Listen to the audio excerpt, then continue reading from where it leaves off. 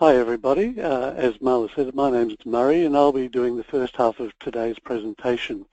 We're going to be looking at the Lookup File and also looking at some of the other selection programs that are around. Up until now, for the last two webinars, we've looked at the main selection program and what we can do with that. But throughout Donman, there are quite a number of other programs that can be used, and Gary's going to take us through those. So I'll be beginning by having a look at the Lookup File.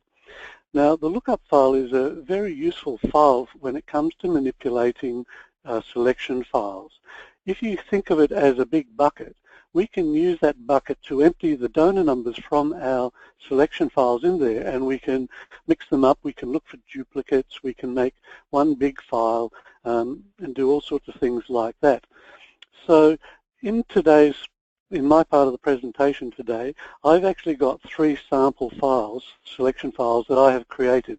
So as you can see here, I've got one called First 10, so that's actually the first 10 donor numbers on the file.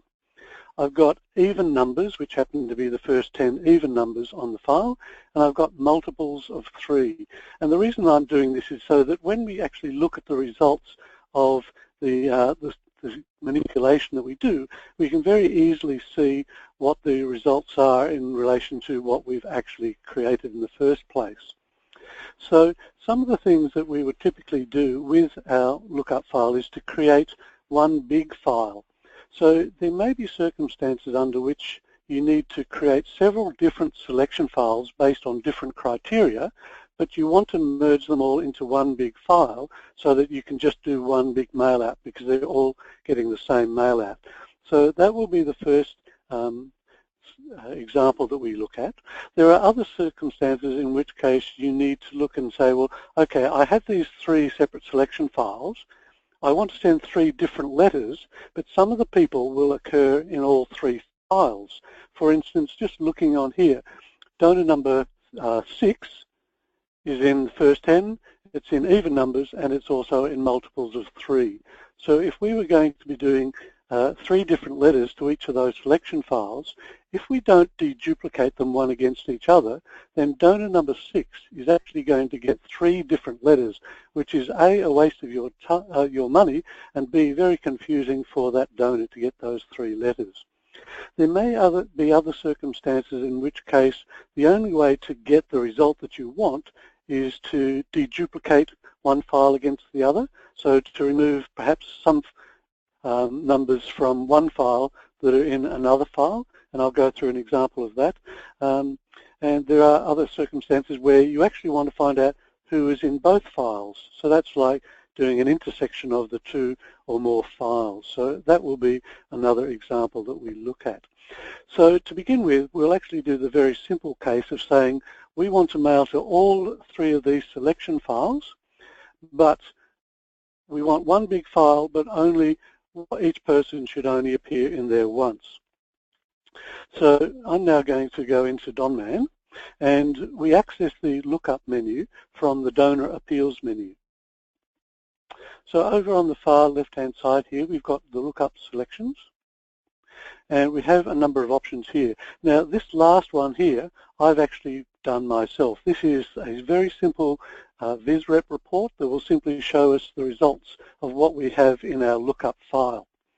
So in order to merge 3 files together, what we have to do is we have to go into Generate Selection Lookup, the first option, and we will need to run that 3 times, one for each of the 3 files that we're trying to merge together. So when we go in the first time, we need to specify, first of all, our selection file. Now, when we're merging 3 together, if that's all we're trying to do to create one big file, the order that we do it doesn't matter. Later on, when we look at some of the other options, then it will actually matter the order that we do this in. However, in this case, it doesn't matter, so I'm just going to put in the first 10 as the first one. So when I press enter, it's going to ask me how many records are there. I will simply press enter, let it count them. Yes, 10 is the correct number, so I know I've got the right file. Press enter to continue. Now, I don't know necessarily what's currently in my file, but I want to start from scratch. So I need to wipe that by simply saying, yes, I want to clear the lookup file first. So I would always do that on the first of the selection files that I use, but after that then I would not. And we will see that when we come to do some of these other examples, how always the first one we would say yes and then the rest we would say no. Now you can see how it's automatically selected R for read. R for read means I want to read these donor numbers into the lookup file. And so when you clear the lookup file, that's always going to be the first thing that you want to do. Now, it says down here, do you want to check and warn if it finds duplicates? Now, if my selection file that I've created, if I know that there are no duplicates within that, and this is my first file, then I don't need to worry about saying looking for duplicates, because at this point in time I know that there aren't. If, however, you're not sure, then you could always say yes, and it will then check within that to make sure that there are no duplicates. But for the first run through, I'm just going to say no, and when I press enter to continue, that will simply read those 10 donations in. Now, I'm going to use my little lookup report, so this will now just show you. Here you can see each of the donor numbers that I've read in, and it keeps track of which particular selection file they came from. Okay, so I'm going to close that down now. Now, to merge in the second file, I go back to Generate Selection Lookup. I nominate my second file, which was even numbers. And again, I'll let it count them, and still there's 10 in this one. Now, this time I do not want to clear the lookup, otherwise it'll get rid of what I've already done. So I say no to that. So now it gives me the choice of, do I want to read these in, or do I just want to dedupe those? Now, reading in, as I've mentioned before, will add these to the lookup file, whereas deduping, it will look at the files or look at the donor numbers in this selection file I've got here, but it won't try and add them to the lookup file, but it will check to see if they're already in the lookup file. So that we'll come to that one later. So again, I'm just simply going to go R for read, and now it says, do I want to check and look for duplicates? Well, this time I do, because there is potentially duplicates between the file that I'm reading in and what's already in the lookup. So I'm going to say yes to that. The next question then says, do you want to create a selection file of those duplicates? Well, in this case, I don't care who those duplicates are, so I'm just simply going to go no to that. And when I press enter, what it's going to do is it's going to start to read the donor numbers from this even numbers file into the lookup file. And for each one that it looks at, it's going to see if it's already in the lookup file.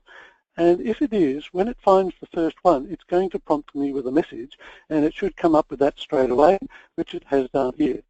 Duplicates were found in your selection file. Donor number 2 was in selection file first 10, and even numbers, chopped off a little bit there. It gives me two choices: retain this donor and all future duplicates, or skip any duplicates, so the lookup file only has one record for each donor. If I were to retain, choose the retain option, I would end up with some of those donors, like donors 2, 4, 6, 8, and 10. They would actually be in there twice, and if I then create a selection file from my lookup, those people would be in there twice, and that's exactly what we don't want. So I'm going to say skip duplicates. So for those ones that are already in there, it's not going to add them again. So they will only be in there once. So if I press enter on this, it will now read those in, and at the end it will tell me how many duplicates it skipped. And there you can see it says dupe skipped was 5, press enter to finish. So my lookup file now has the original 10 plus another 5 that weren't already in there. So again, I'll look at my little report, and you can see here, there are the first 10 that I had, and then the next 5 came from this file called even numbers. And then I'm basically just going to repeat that process again, looking at the third file to make one big one. So that was, I've forgotten what it was called now, multiples of 3. So again, I'm not going to clear the lookup. I'm going to say I want to read those in. Yes, I want to check for duplicates. And again, I'm not particularly interested in who the duplicates are. And again, it's now telling me that donor number 3 was in the selection file, multiples of 3, but it was also already in the lookup file. So again, I'm going to say skip those. And again, it will tell me how many it skipped. So again, in this case, it skipped 5. And if I look at my report now, you can see again the first 10. Then I've got 12 and 14 from my even numbers. I've got 15 from multiples of 3, another 3 from even numbers, and the remaining 4 coming from multiples of 3. Now, as I mentioned before, the order that these are entered in will have an effect on which file it says they're from, but the donor numbers are still going to be exactly the same donor numbers no matter what order I do this in. So at this stage, they're still in the lookup file. So if I want to now create a selection file of those combined lists, I then choose this option here, Make New Selection from Lookup. And it simply says, well, what do I want to call that selection file? I might call it One Big File. And I can choose the output order. So let me do it in alphabetical order. And there we have it. So I now have a selection file called One Big File, and there are 20 donors in there, and there are no duplicates. So merging two or more donor selection files is a very simple process. We basically read in the first one, and we clear the lookup, read it in, and then for the subsequent files that we do, we just read those in. So the second thing that I'm going to have a look at is deduping files. Now sometimes you might create a file that has duplicates in it, and that may be caused by the way that you've generated a file in something like Visual Reporter, or maybe if you've done your type your own selection file and you're not sure whether you've got any duplicates in there. If you just simply want to make sure that there are no duplicates, we can generate selection lookup. I can take any file that I want. I'll just use duplicates, multiples of 3. Yep, there are 10 in there. I would say, yes, I want to clear the lookup file. I want to read them in, and then I can say, yes, check for duplicates, and I don't care who the duplicates are. And when I run it this time, there are no duplicates, so it basically has just cleared the lookup and read those 3 in there. So very simple to deduplicate the one file. Now, if you have 2 files that you need to deduplicate one against the other to get the result that you're after, then we need to be very careful about the order that we would do that. As an example of this, suppose we wanted a selection file of all donors that have only given to campaign A. Now, there is no easy way of doing that in one hit using the selection program. So what we would need to do is we'd need to create a selection file of all people that have given to campaign A, but may well have given to other campaigns. And then we can create another selection file of people that are given to any campaign, but we don't care about A. And what we can then do is we can remove that second file from the first one. So let's suppose the first file is our first 10. So we've actually already got that in there, and just to prove that, oh no, I did the wrong one. So I'll re-put that in there. So I'll do our first 10 again. And I'm clearing the lookup. So basically, it's not going to check for duplicates. It doesn't need to, and it's going to read those in. And then let's assume that my even numbers are the people that have given to other campaigns as well. So in that case, what I would do is I would read in that even numbers one. Well, I wouldn't read it in, but I would specify that here. No, I don't want to clear the lookup. But this time, I'm going to say D for deduplication. So by default, it will always then say, well, yes, you want to check for duplicates. If I'm not particularly interested in who those duplicates are, then I can say, no, I don't want to do that. Although if you were interested in that, then we could say yes here and give it a name, and I'll call this duplicates. So this is how you would work out who is actually in both of these selection files. So we're kind of doing 2 things at once here. So when I come to this second screen, it's again detected that donor number 2 was already in the selection in the lookup file, but was already in my file even numbers. Last time when we were trying to read them in, it gave me the option of retain and skip, whereas now it gives me the option of delete or skip. So if I want to actually remove these from my original selection file, I'm going to say D for delete, and at the end it will come back and tell me that hopefully it's deleted 5 duplicates. Okay, dupes deleted is 5. And if I have a look at my little report here, you can see now it's actually removed 2, 4, 6, 8 and 10, and the only donors left are 1, 3, 5, 7 and 9. And so if that was the result that I was after, then I could go back again to my menu and I could say make new selection from lookup, do what we did earlier on, and then go, okay, there's my selection file of the people that I'm after. Now, while we're on the menu, we do have a couple of options on here which can be quite useful as well. So the View Selected Records will allow you to look and see individual records in that file. So when I go in there, if I start paging down, you can see in this case the only donor numbers that it's going through are those that are in the lookup file.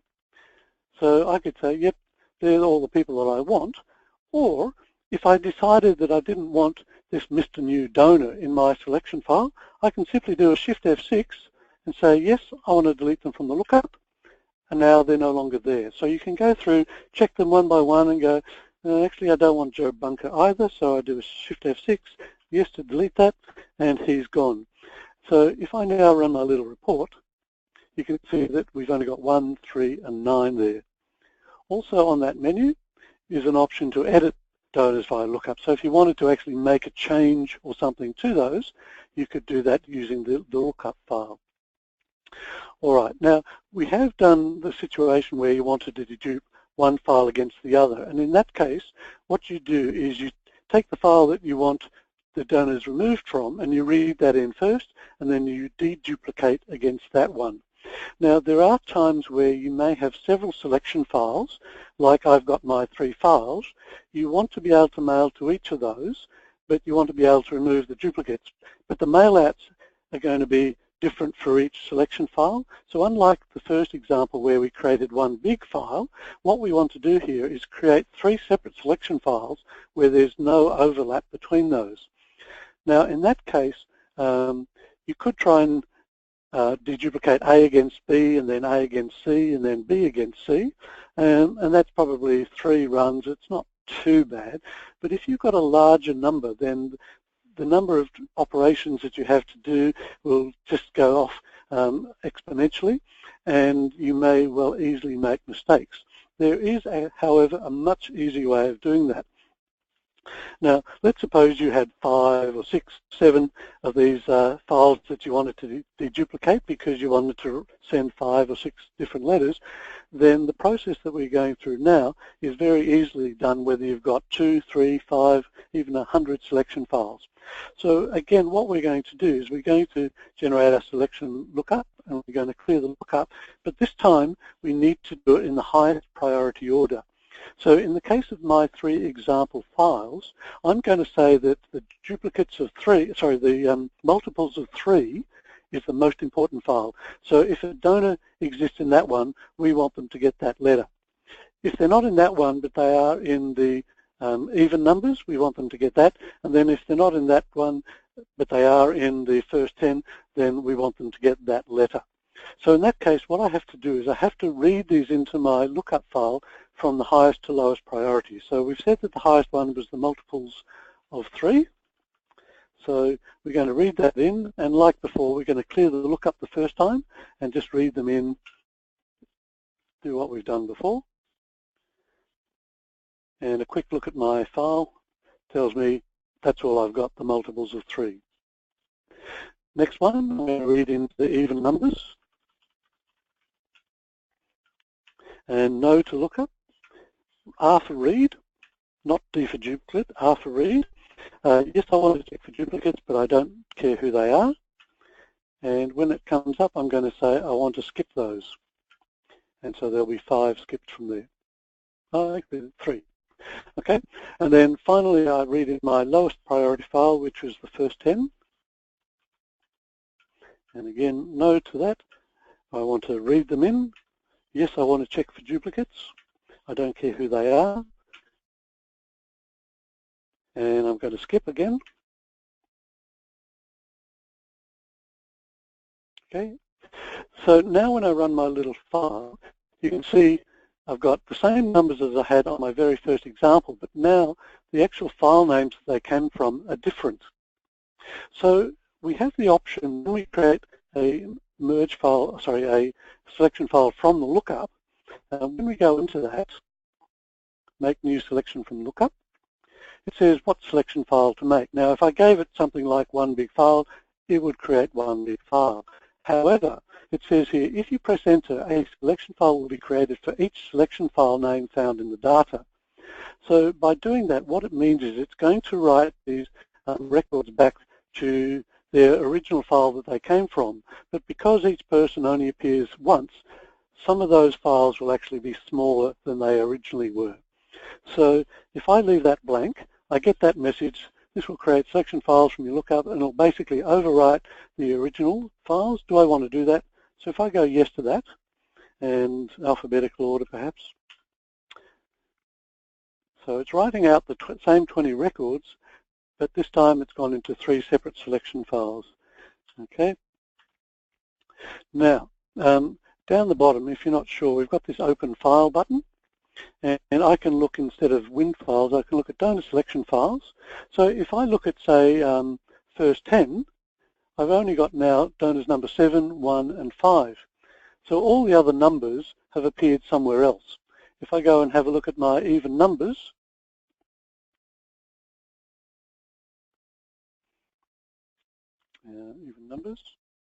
it's got some of them, but there are some missing, like 6 is not there because it's a multiple of 3 as well, and 12 is not there. And of course, my original file, or the highest priority one, would have them all there. So if I have a look at multiples of 3, of course, they will all be there. Okay, so they're in a different order because I chose to do them in alphabetical order, but all of those original ones will be there. So now I've got my 3 selection files. There's no duplicate donor numbers between those, and now I can generate my merged data files from those, and I can then send out those letters knowing that no donor, or at least no donor number, should be getting more than 1 letter. Now, I did mention that there are times where you might get multiple donors in the one selection file. If you're using one of our normal programs that we sort of covered earlier, or that Gary's going to cover later on, typically you wouldn't normally get multiples in there, but for things like VisRep, you can. Now, what I'm going to do is I'm going to go to Visual Reporter, and I'm just going to pull up a report that I've got. So I'm going to go Open Report Format, and I'll just call it, say, 1,000 plus, something like that. And so this is going to be a report on the donation file in a particular date range, looking for any donation greater than or equal to $1,000. Now, if any particular donor has given more than one donation that meets that criteria, when we look at preview, you can see here's one here for donor 22792. Who's actually given 2 donations of greater than $1,000. If I now go to create a selection file from that, it's like we've done for normal when we want to create, say, an Excel file. We go to Save Report Data, but instead of going as text, we say as selection file. So having done that, you can see it's going to create a selection file. In this case, it's chosen the same name as my file format name, though I could change that. But it's got this option to remove duplicates. If I leave that ticked, what it's going to do is it's actually going to change the order of my report, and it's going to do it in donor number order, and that may have some ramifications in terms of how quickly this runs. So if you do want to do a selection file from a file like the the donation file, where there is potentially more than one record for the one donor that could appear, if you want to make sure that it's a proper selection file, you can say remove duplicates, leave that ticked. If it's going to be more efficient not to do that, you can untick it, you can go OK, then you will have the same donor number more than once, and then you can use that option that I mentioned earlier on about how you can actually deduplicate an individual selection file to make sure there are no duplicates within it. So at this stage, I'm not covering anything else about VisRep. We've covered a number of webinars in the past on VisRep, so I shall now hand the time over to Gary, who can take you through some of those other programs that we have to create selection files based on different sorts of criteria. Good afternoon, everybody, and thanks, Murray. In Donman, of course, the selection file is used predominantly where I just want to produce a file and maybe use it for two purposes. One would be normally to create a mail merge file, and the second may be to update donor mail history, or if I wanted to do a bulk code change or a code update or things like that. I don't necessarily need names and addresses of the donors. All I need is the donor ID numbers in order to make those changes happen. So there are quite a few programs in Donman, apart from the main Create Donor Selection program, that will also allow you to create a selection file. So what we're going to do is look at some of these programs. So on the same menu, under Create Donor, there's a option that says type your own selection file. So this is good in the case where you've got something like return mail as an example, where on the mail that comes back, we've got the donor number either on the label or visible within the window of the envelope, and instead of having to open all the mail and then do something with the donors, we just want to create a selection file based on the list of envelopes we've got. So in order to do that, we can go into type your own selection file, and if I just call it rmail, so just give it a nice name. From the actual selection file name, if it already existed, the system would come up and say, do I want to override that selection file or append the records to it? So it's one of the few things in the system that will actually allow me to add additional donor numbers to an existing selection file. So if I just type in the number, it'll then bring up the details of the donor. If they're correct, just enter. So basically we just keep going. Okay, so you can see it's very quick to do. Okay.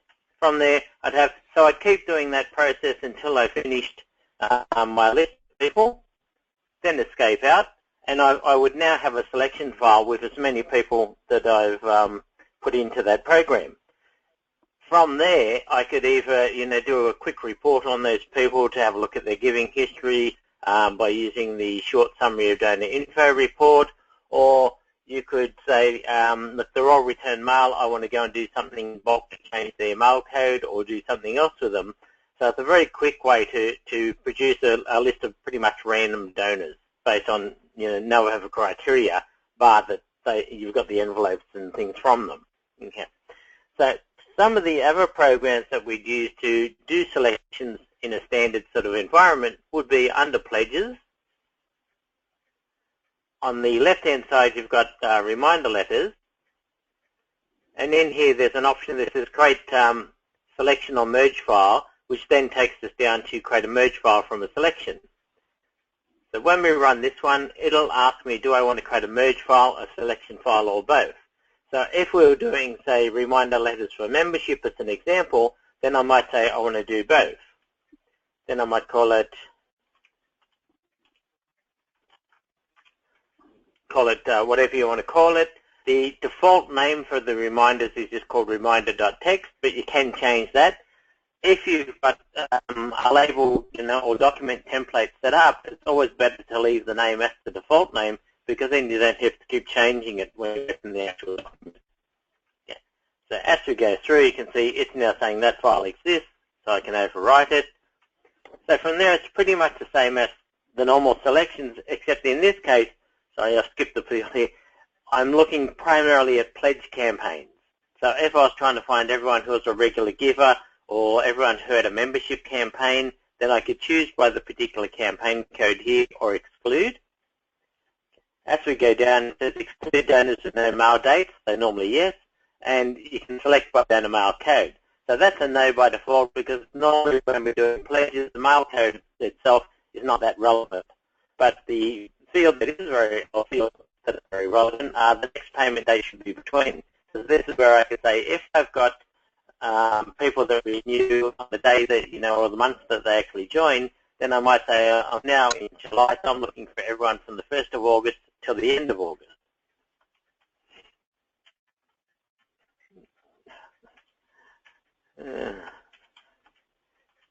Okay, so then we could just go up to the end of August or any date you wanted. So this would then create both the merge file directly and a selection file. The reason we might do that is because if I wanted to use the selection file to update the donor mail history to say that I'd sent them a reminder letter for their membership payment, but unlike the normal create donor selection file program where I do that first and then I go and create the data file, this one would be both steps in one, primarily just around the pledge records. Okay? So if I escape out of that one. Now there are a number of import programs that people use in Donman as well that will also automatically create a selection file.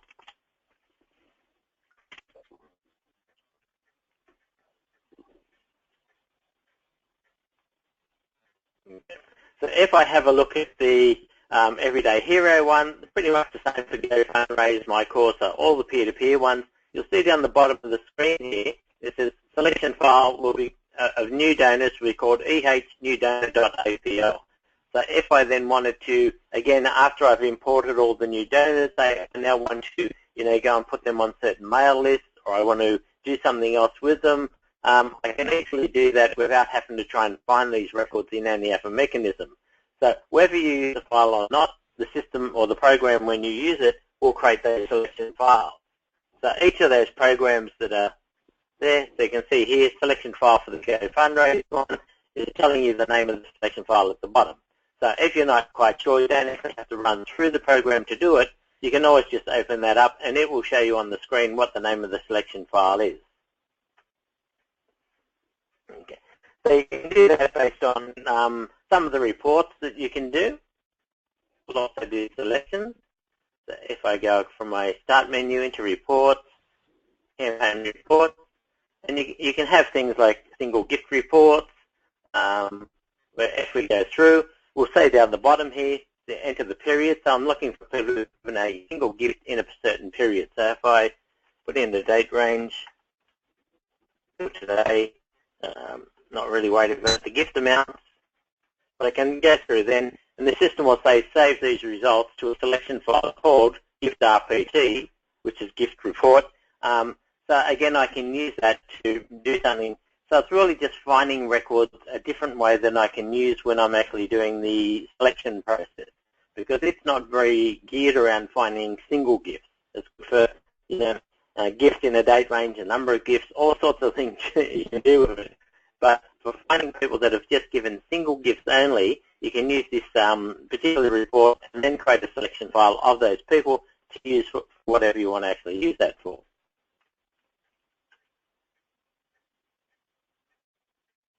Okay, so we can run through a couple of processes.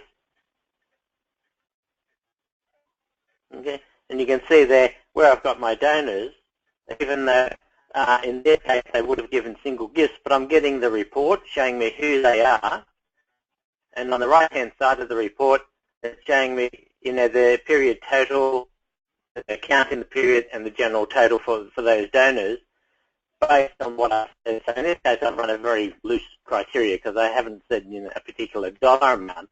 But you can see there, it's extracting the donor numbers, which would have automatically gone to this selection file name down here. So you can then use that to create an actual mail merge file, do anything you like with that selection file. As Murray said, when you're doing a report in VizRep and you're using something like the donations file or the pledge file, any of those files where there's multiple records for an individual donor, if you export and say, I want to save this as a selection file, always use the option to say, remove duplicates, because it's going to save you a lot of work as you go through. Okay. The other reports that you might then look at, or programs, again, if I go back to the reveal, okay, is a birthday selection file. The birthday selection file would, of course, be based on if we have dates of birth on the donor records that we can use to calculate when that comes from. So in this case, if I were to say I'm looking for a file called July,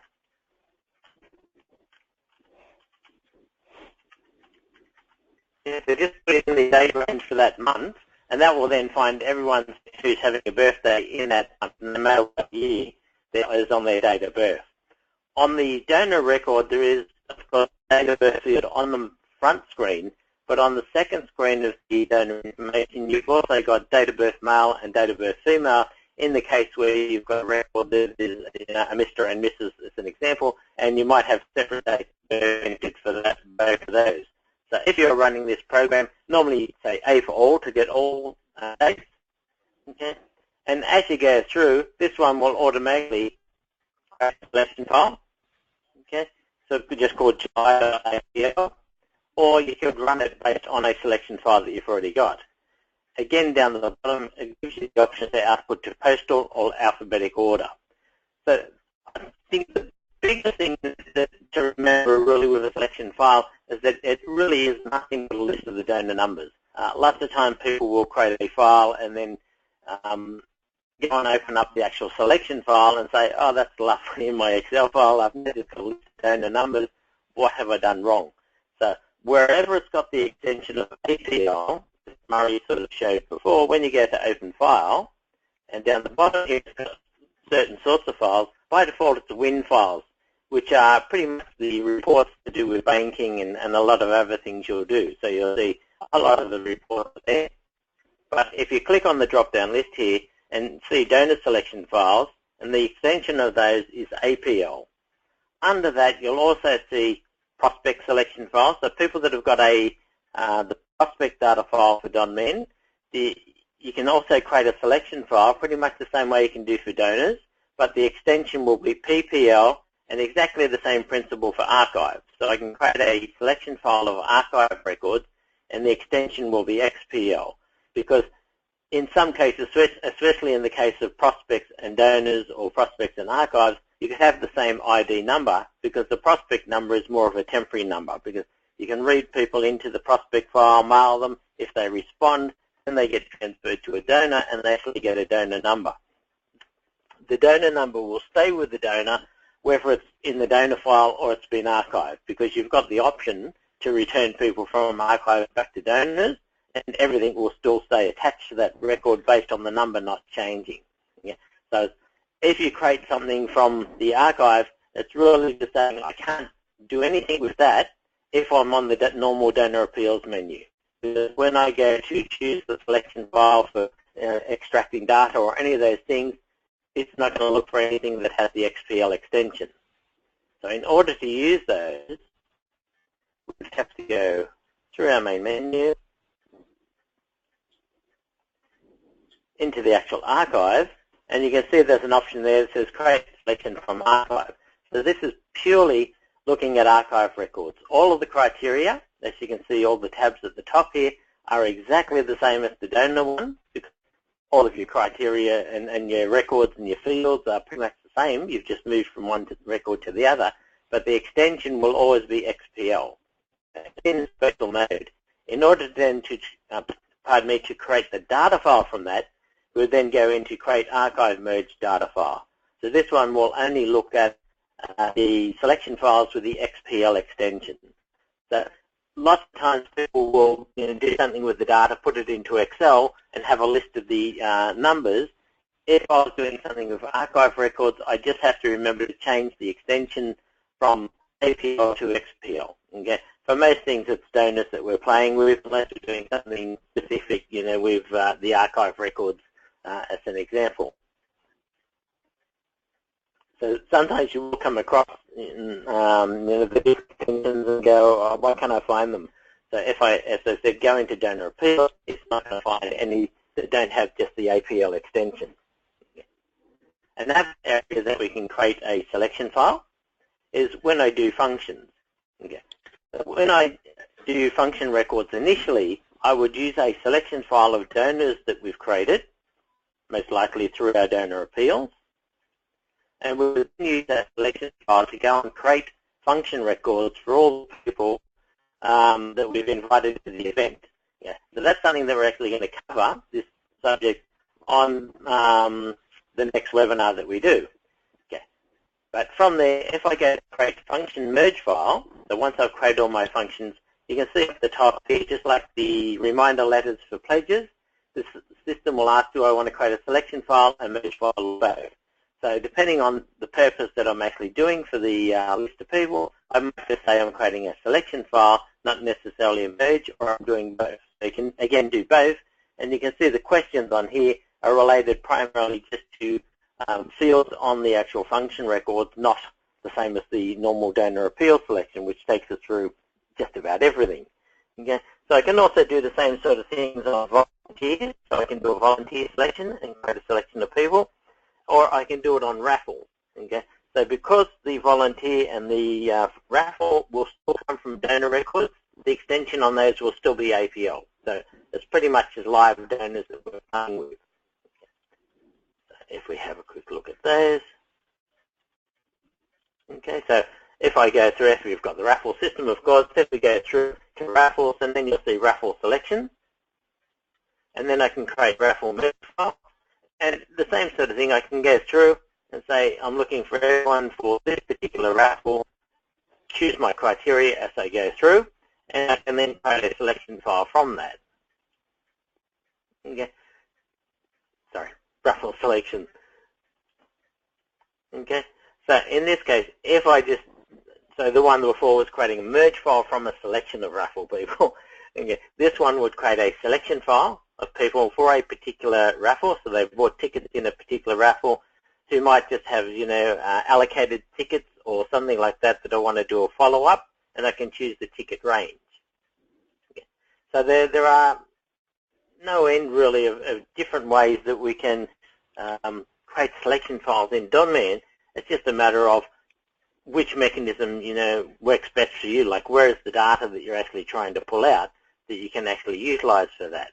So whether you do it through the donor appeals, you do it through a report, you do it through some of the preset reports, pledges, functions, volunteers, raffles, all those sort of areas, really just create that list of donor numbers. There are instructions that everyone should have in their manual folder under Donman. There's another folder called Special Purpose PDFs, and that's where you'll find a whole lot of small help items that we've created based on things that people commonly ask, and one of those is how to create a selection file from an Excel file. So if you've basically extracted all the data out of Donman into a text file that you've then opened into Excel, manipulated it, taken donors out, whatever you've done with it, but then said, now I want to actually create a selection file that I can use to update the donor records or update donor mail history, etc. It goes through the steps of how to create the actual selection file from that Excel file that you can then use in Donman. It's pretty straightforward, but the first time you do it, just read the instructions a little bit slowly, and normally that will go through. Okay. So any of just to recap that, where Murray was showing us before, when you go into reports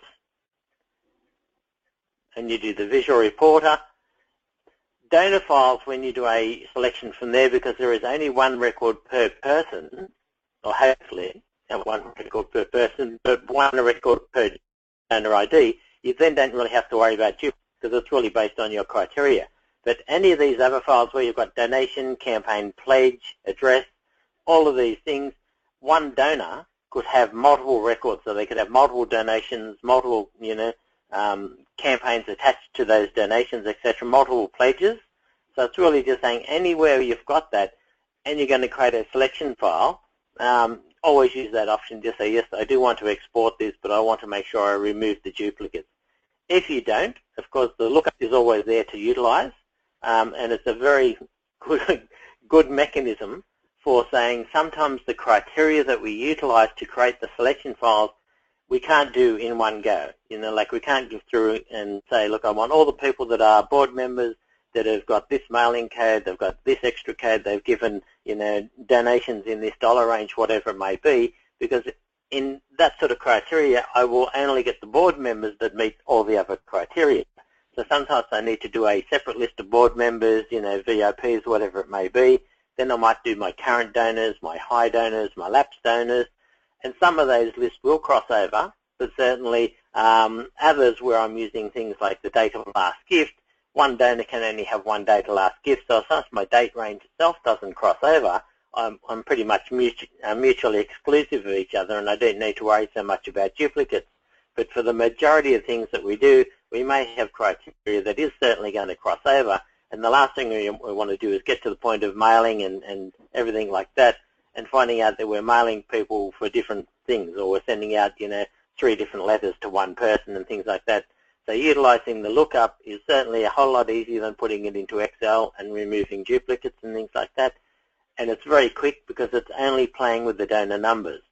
So for people who haven't utilized that, if you just create some selection files where you know that the donors are going to cross over, if you said, as an example, everyone who gave a gift in the last year that was from $1 to $50, and then everyone who's given a gift from $40 and up, you know that there's going to be overlap in between the 2 files, and you can sort of go through the mechanism that Murray showed you on using the lookup and how to remove those duplicates, because it's certainly one of those areas of the system that once you get to know how to use it and you're comfortable with it, you will find that you can use it for a whole lot of things and do what you're trying to achieve very quickly. Okay? So I'll hand back to Marla now, and we'll go through any questions that people may have on this subject. Thank you, Gary. And just a reminder to everybody on the line that if you missed the opening housekeeping matters, if you do have any questions for Gary or Murray, now is the time to ask them. You can open your control panel to the right of your viewer window. There's a little orange grab tab arrow there. Type your question in the box provided and then click on the send button, and I will read them out to Gary and Murray. At the moment, we don't have any questions posted, so just while we give everyone a moment or two to add their questions in, I'll just let you know that our next webcast is on Tuesday the 16th of August, and that is at 2 p.m. again, and it's on the function system. So details will be sent out shortly, but registration has opened, so I will paste that into the chat screen now, and you can register register right now. And I just didn't do that correctly, sorry. Sending that now. Okay, it doesn't look like we've got any questions posted. By all means, if you do have a question, you can follow up with us offline. And as I mentioned, our next webcast is coming up in August. A recording of today's webcast will be posted to our website shortly, and you'll see details sent to you via email and in our newsletter coming out next month. So we might conclude it there today. Thank you, Gary, and thank you, Murray, for today's webcast, and thank you, everybody, for taking time out of your day to join us. That concludes our webcast for today. Thank you and goodbye. Bye, everyone. Thank you.